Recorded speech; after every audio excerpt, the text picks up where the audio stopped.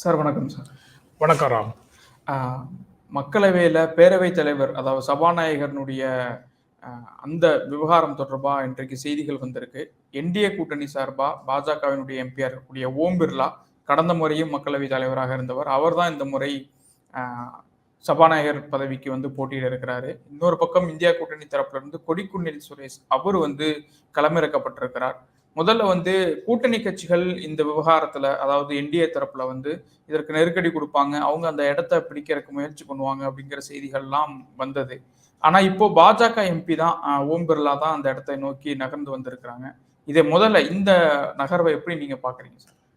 2024 தேர்தல் வந்ததற்கு பிறகு பாரதிய ஜனதா கட்சிக்கு பெரும்பான்மை இல்லை என்ற சூழல் உருவானதற்கு பிறகு கூட்டணி கட்சிகளின் தயவில் தான் அவர்கள் ஆட்சி நடக்கிறது என்ற நிலை வந்ததற்கு பிறகு பிரதமர் நரேந்திர மோடி பாஜக இவர்களுடைய செயல்பாட்டில் ஒரு மாற்றம் வரும், கருத்தொற்றுமைக்காகத்தான் அவங்க முயற்சி செய்யணும், கூட்டணி கட்சிகளே அட்ஜஸ்ட் பண்ணி போகணும், எதிர்கட்சிகளே அட்ஜஸ்ட் பண்ணி போகணும் அப்படின்லாம் ஒரு எதிர்பார்ப்பு இருந்தது.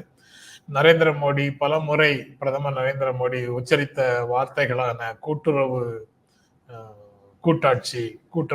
கூட்டாட்சின்னு சொன்ன மாதிரி மாநிலங்களோடும் எதிர்கட்சிகளோடும் ஒரு இணக்கமான போக்கை உருவாக்குவார். கருத்தொற்றுமை, இணக்கமான போக்கு, கூட்டுறவு போன்ற சொற்கள் எல்லாம் உண்மையிலேயே செயல்பாட்டுக்கு வரும் என்ற எதிர்பார்ப்புகள் எல்லாம் பலர் வெளிப்படுத்தி கொண்டிருந்தார்கள். ஆனால் இன்று நடந்து கொண்டிருக்கக்கூடிய நிகழ்வு, நேற்று பதவியேற்ற நிகழ்வு, இது எல்லாமே எதுவும் மாறவில்லை அப்படிங்கிறத தான் காட்டுது.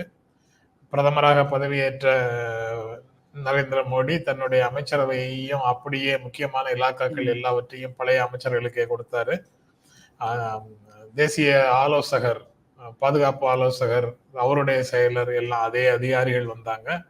இப்போது நாடாளுமன்றத்துல மக்களவை தலைவராகவும் அவரே தான், பழைய நபரே தான் இருக்கிறாரு. ஆக எந்த மாற்றமும் எங்களிடம் இருக்க போவது இல்லை என்பதை அவர்கள் தெளிவாக உணர்த்தி இருக்கிறார்கள். அதன்படி 17வது மக்களவையில இந்த துணை தலைவர் போஸ்டே வந்து ஃபில்அப் பண்ணாம இருந்துச்சு. மக்களவையினுடைய துணைத் தலைவர் பதவியே நிரப்பப்படாமல் இருந்தது. 5 வருடங்களும் அவங்க நிரப்பவே இல்லை.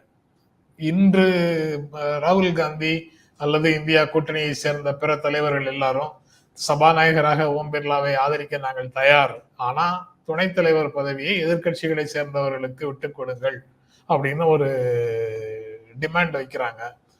அதை அவர்கள் மதிக்கவில்லை, எதிர்கட்சிகளுடைய கோரிக்கையை மதிக்கவில்லை. அவர்களுடைய நடவடிக்கைகள் பழைய மாதிரியே தான் இருக்கு அப்படிங்கறத தான் இந்த டெவலப்மெண்ட் காட்டுது. அதனாலதான் எதிர்கட்சிகள் சார்பாக கொடிக்குன்னில்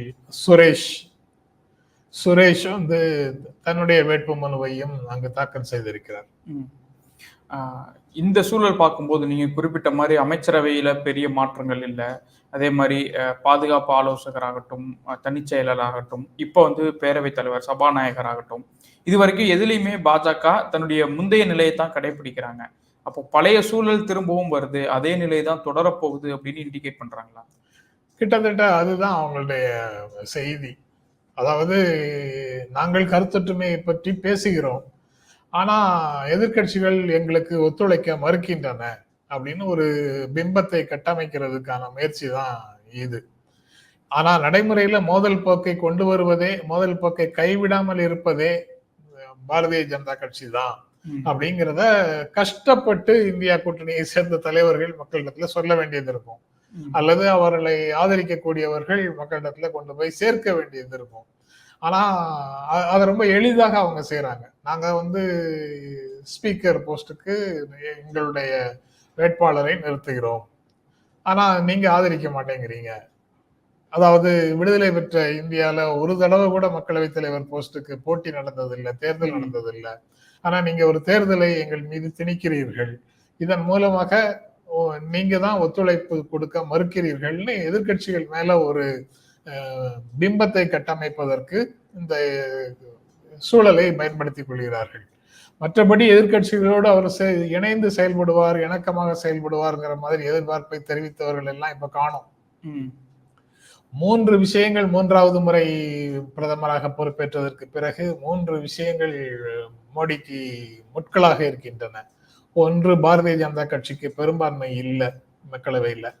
2வது, கூட்டணி எந்த கூட்டணி கட்சிகளுடைய தயவில் ஆட்சி நடத்துகிறோமோ அவர்கள் நம்முடைய விருப்பத்திற்கு மாறாக சில கோரிக்கைகளை முன்வைக்கிறார்கள், அது எரிச்சல் ஊட்டுகிறது.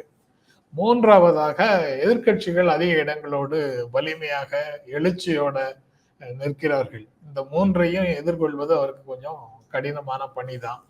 அதனால முதல்ல இருந்தே அந்த தேர்தலில் ஒரு சறுக்கல் இருக்கு. அவர் 400 சீட்டு கேட்ட இடத்துல 240 இடங்கள் தான் மக்கள் கொடுத்திருக்கிறாங்க. அதுல ஒரு வெற்றி கிடைத்தாலும், கூட்டணிக்கு என்று வெற்றி கிடைத்தாலும், பாஜகவுக்குள்ள இருக்கக்கூடிய பலருக்கு அது ஒரு தோல்வி மனநிலையே வெளிப்படுத்திட்டு இருக்கிறாங்க, உற்சாகம் இல்லாம இருக்காங்க. அது மக்களவை தொடங்கிய உடனே, எல்லா எம்பிக்களும் பதவியேற்ற உடனே சபாநாயகர் தேர்தலிலேயே ஒரு தேர்தலை நடத்தி, அந்த தேர்தலில் நாங்கள் வெற்றி பெற்று விட்டோம் அப்படின்னு அந்த சோர்ந்து கிடக்கக்கூடிய கட்சியின் தொண்டர்களை உற்சாகப்படுத்துவதற்கும் இந்த வாய்ப்பை பயன்படுத்திக் கொள்ளலாம் என்பது அவர்கள் கணிப்பாக இருக்கக்கூடும். அதனால அவங்க மோதல் போக்கை தான் கடைபிடிக்கிறாங்க. எதிர்கட்சிகளை நீங்க என்ன பண்ணாலும் எங்களை எதுவும் செய்ய முடியாது அப்படின்னு ஒரு செய்தியை சொல்லி அடக்கி ஒடுக்குவதற்காக இந்த தேர்தல் வாய்ப்பையும் பயன்படுத்திக் கொள்கிறார்கள். நீங்க மோடி அவர்களுடைய 3 பிரச்சனைகளா குறிப்பிட்டீங்க சார். அதுல கூட்டணி கட்சிகளுடைய கோரிக்கை அப்படின்னு, அமைச்சரவையிலையும் அவர்கள் முக்கிய துறைகள் கேட்பாங்கன்னு எதிர்பார்க்கப்பட்டது. அதுவும் பெரிய அளவு அங்க எதுவும் நடக்கல. இப்போ பேரவைத் தலைவர் சபாநாயகரை பொறுத்த வரைக்கும் நிதிஷும் சந்திரபாபு நாயுடும் அந்த இடத்துக்கு போட்டி போட்டுட்டு இருக்காங்கிற ஒரு செய்திகள் கசிவிடப்பட்டுச்சு. ஆனா இப்ப பாத்தீங்கன்னா அதுவும் பெரிய அளவு இல்ல, பாஜக எம்பி தான் திரும்ப அந்த இடத்துக்கு போட்டி போடுறாரு. அப்ப கூட்டணி கட்சிகளினுடைய இந்த ரோல் அப்படிங்கிறது பெரிய அளவு அவருக்கு நெருக்கடி கொடுக்கறது மாதிரி தெரியலையே சார். பாஜகவினுடைய செயல்பாட்டில் மாற்றம் வரும் அப்படின்னு ஊகித்து சொன்னாங்கல்ல, அவர்களுடைய மிஸ்கால்குலேஷன், அவர்களுடைய அனுமானங்கள் தவறு அப்படிங்கறதான் இது மீண்டும் மீண்டும் காட்டுது. நாங்க யாருடைய கோரிக்கையையும் பரிசீலிக்கவே மாட்டோம். நாங்களாக பார்த்து யாருக்காவது ஏதாவது போட்டால் பெற்றுக்கொள்ளுங்கள், நீங்க கேட்கறதெல்லாம் கொடுக்க மாட்டோம் அப்படிங்கிற செய்தியை கூட்டணி கட்சிகளுக்கும் சேர்த்துதான் அவங்க வலியுறுத்துறாங்க. ஒருவேளை ஓம் பிர்லா தேர்வுக்கு பிறகு எதிர்கட்சிகளையும் ஒரு மாதிரி ஒடுக்கி விட்டால், துணைத் தலைவர் பொறுப்பை வேண்டுமானால் டிடிபிக்கோ ஜேடியுக்கோ அல்லது வேறு யாருக்கோ கொடுப்பதற்கு வாய்ப்பு இருக்கலாம். அதுவும் கூட நடக்கும்னு சொல்ல முடியாது. 17வது மக்களவையில அவங்களே 2வது துணைத் தலைவராகவும் பிஜேபியை சேர்ந்தவர்களையே வச்சுக்க முடியும். ஆனா அவங்க அந்த மாதிரி முயற்சிகளுக்குள்ள போகல, அதை நிரந்தரமாக நிரப்பாமலேயே வைத்திருந்தார்கள்.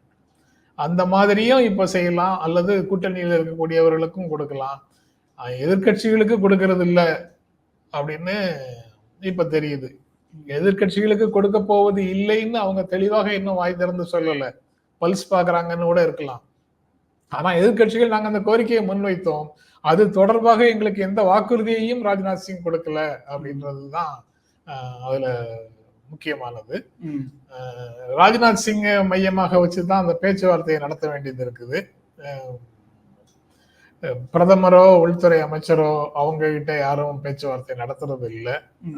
அதுவும் கூட ஏதேனும் விளைவுகளை ஏற்படுத்துமான்னு தெரியல. ஏன்னா இவங்க கிட்ட பேசி பிளெக்சிபிளாக ஏதேனும் சொல்யூஷன் கொண்டு வர முடியும்னா அது அவரால் தான் முடியும். அவரோ நிதின் கட்கரி போன்றவர்களோ தான் அதை செய்ய முடியும்.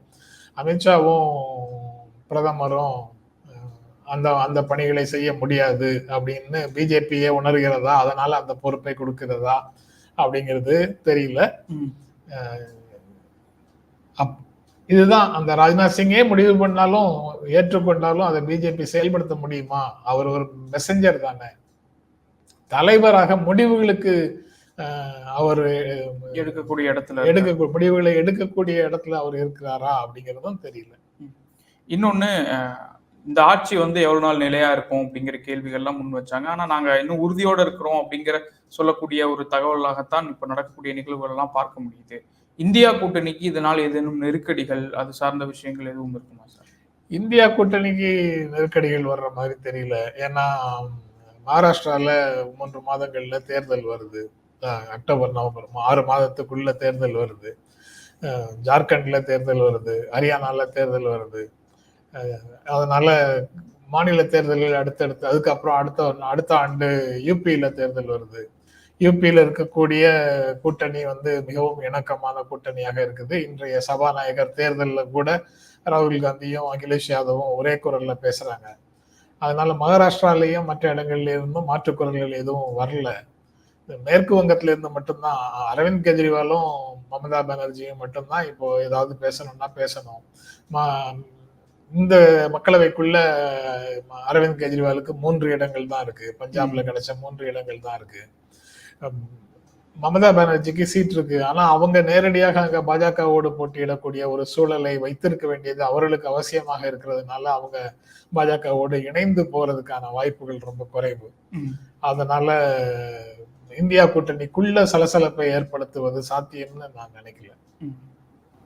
இப்ப இந்த பேரவைத் தலைவர் இந்த விவகாரத்தை தொடர்ந்து இனி அடுத்து என்ன நடக்கும் அப்படின்னு எதிர்பார்க்கலாம்? இல்ல, என்ன நடக்கும்ங்கிறத நம்மளால உறுதியாக யாராலையும் சொல்ல முடியாது. அதுவும் இன்றைய சூழல்ல இருக்கக்கூடிய அரசியல் நிலைமைகள்ல என்ன நடக்கும்னு சொல்ல முடியாது. ஓம் பிர்லா போட்டியிடலாம், ஒருவேளை வெற்றி பெறலாம். அதற்கு பிறகு துணை தலைவர் தேர்தலில் எதிர்கட்சிகள் வேட்பாளர் நிறுத்தினா அவர் கூட வெற்றி பெறலாம். ஏன்னா ஒரு அங்க இருக்கக்கூடிய மோடியை ஆதரிக்கக்கூடிய கட்சிகள் கூட துணைத் தலைவருக்கு வேறு விதமான நிலையை ஒருவேளை எடுக்கலாம். எது நடந்தாலும் ஆச்சரியப்படுறதுக்கு இல்லை. அல்லது இரண்டுமே இந்தியா கூட்டணியினுடைய குரலுக்கு செவி சாய்க்காமல் இரண்டையுமே அவர்கள் விருப்பப்படி பெரும்பான்மையை வைத்து பெற்றுக்கொள்ளலாம். எது நடந்தாலும் ஒரு விஷயம் ரொம்ப தெளிவானது, ஜென்யூனா ஒரு பேச்சுவார்த்தைக்கு இந்தியா கூட்டணி தயாராக இருந்தது. துணைத் தலைவர் பதவியை எதிர்கட்சிகளுக்கு கொடுத்துட்டு நீங்க வந்து அந்த பொறுப்பை எடுத்துக்கொள்ள, ஸ்பீக்கர் போஸ்டை நீங்க எடுத்துக்கீங்கன்னு சொன்னாங்க. அதற்கு ஒத்துழைப்பு கொடுக்காமல் மோதல் போக்கை உருவாக்கியது ஆளும் தரப்பு தான் என்பது ரொம்ப ரொம்ப தெளிவாக தெரியுது. இதுல ஸ்பீக்கர் வந்து உங்க பக்கம், உங்க கட்சியில இருந்து, டெப்டி ஸ்பீக்கர் வந்து எங்க கட்சியில இருந்து, நீங்க பேசுறதே ரொம்ப தப்பு அப்படின்னு ரொம்ப ஐடியலாக சிலர் பேசுறாங்க. என்னன்னா, அதாவது அவைக்கு தான் சொந்தமானவர், மக்களவைக்கு தான் ஸ்பீக்கர் சொந்தமானவர், எந்த கட்சிக்கும் சொந்தமானவர் இல்லை. துணைத் தலைவரும் அவைக்கு தான் சொந்தமானவர், எந்த கட்சிக்கும் சொந்தமானவர் இல்லை. அப்படி இருக்கும்போது எதிர்கட்சிகளுக்கு இவரு, ஆளும் கட்சிக்கு அவரு அப்படின்னு எல்லாம் பேசுவதே அபத்தம் அப்படின்னு ஒரு அமைச்சர் பேசுகிறார். ரொம்ப நல்லது, அவைக்கு சொந்தமானவர் தானே ஸ்பீக்கர், அப்போ சுரேஷையே சபாநாயகரா தேர்வு செய்திட வேண்டியதானே, எதற்கு ஓம் பிர்லாங்கிறதுல நீங்க ரொம்ப உறுதியாக இருக்கீங்க, அவைக்கு தானே சொந்தமானவர் அவரு, அந்த முடிவை ஏன் எடுக்க முடியல, டெப்டி ஸ்பீக்கரை கூட எதிர் தரப்புல இருந்து வரக்கூடிய ஒருத்தருக்கு கொடுக்கறதுக்கு உங்களால முடியல, அதற்கு மனம் வரல அப்படின்னா என்ன அர்த்தம்? நீங்க பேசுறது ஒண்ணு, செய்யறது ஒண்ணு, உங்களுடைய உதடுகள் உச்சரிக்கும் வார்த்தைகள் வேற, உங்கள் கைகள் செயல்படுத்தும் செயல்கள் வேற அப்படிங்கறது தான் மீண்டும் மீண்டும் மெய்ப்பிக்கிறீங்க. எல்லாவற்றுக்கும் எதிர்கட்சிகளே காரணம் என்ற பிம்பத்தை கட்டமைப்பதற்கு இந்த வாய்ப்பையும் பயன்படுத்தி கொள்ள முயற்சி செய்றீங்க. அவ்வளவுதான். அதுக்கு மேல இது என்ன நடக்குங்கிறத பார்க்கலாம். ஒருவேளை இன்று மாலையே தெரியலாம், அல்லது வேறு டெவலப்மெண்ட் இருக்காங்கிறதும் தெரியலாம். இனி அடுத்த அந்த நகர்வுகளுக்கு பிறகு நாம திரும்ப பேசலாம். மிக்க நன்றி சார் உங்களுடைய நேரத்துக்கு. நன்றி. நன்றி.